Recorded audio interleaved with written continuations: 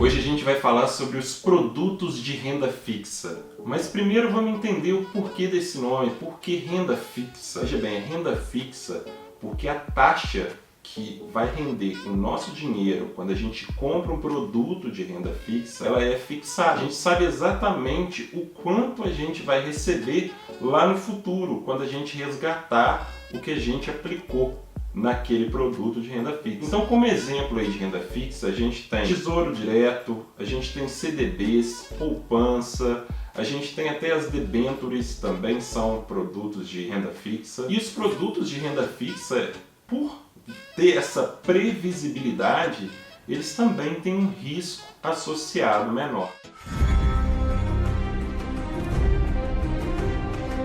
A taxa Selic é a taxa básica de juros no Brasil. Ontem eu falei dos produtos de renda fixa. Todos esses produtos eles têm como parâmetro a taxa Selic. Alguns produtos rendem menos do que a própria taxa, por exemplo a poupança rende 70% da taxa Selic, mas outros são diretamente atrelados a essa taxa. A taxa Selic ela é definida pelo Copom.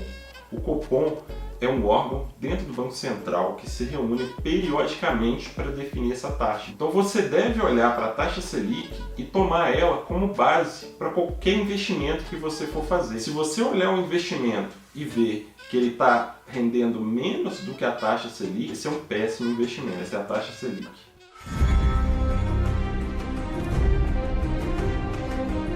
Foi-se a época que a poupança no Brasil rendia. Na época dos nossos pais, dos nossos avós, a gente chegou a ter poupanças rendendo 1000%, na mesma época lá do Sarney, da inflação. Então por isso que falar sobre poupança hoje em dia carrega essa coisa histórica, né? Você fala, onde que você está deixando seu dinheiro? Coloca na poupança, né? Talvez os nossos pais ainda pensem que a poupança é uma boa coisa, faz o seu dinheiro render. Hoje, deixando o seu dinheiro na poupança, você está perdendo para a inflação. A inflação ela está girando aí em torno de quase 3% ao ano, sendo que o rendimento da poupança hoje é menor do que 2%. Então se você tem um pai, se você tem um amigo, se você conhece alguém que ainda investe na poupança, apresenta esse canal aqui para ele.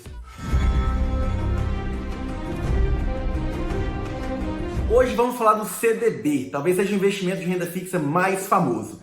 CDB, Certificado de Depósito Bancário, são títulos emitidos pelos bancos com o intuito de captar recurso. E você, investidor do CDB, é como se você estivesse emprestando dinheiro para os bancos com o intuito de ganhar juros. É um investimento bastante seguro, tem a garantia do FGC, Fundo Garantidor de Crédito, de até 250 mil por CPF.